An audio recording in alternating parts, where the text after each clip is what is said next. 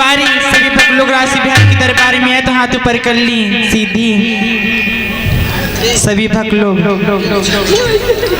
बताइए दे क्यों परीक्षित जी।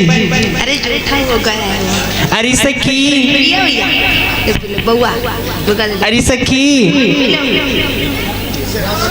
अरे सुनती है हाँ देखो परीक्षित जी हाथ नहीं उठा रहे तो कौन भक्त उठाएगा हाथ।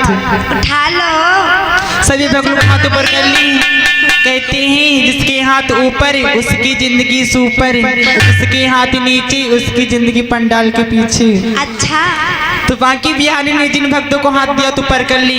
बोली बाकी बिहारी लाल की बोले राधे रानी सरकार की बोले परीक्षित महाराज की बोले व्यास भगवान की बोले सरस्वती मैया की। एक छोटा सा भजन सभी मुड़ी ताली के साथ में बोलेगी कि राही निहारती थकी गई अखियां अरे देखती हो गई शाम एक टकी दिखत रही गई रसिया आई न मोर घनश्याम। कहना सखी अरे सो रही थी मैं तो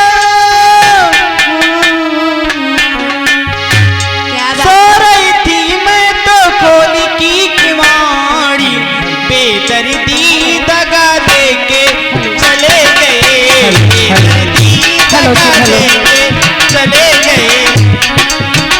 हेलो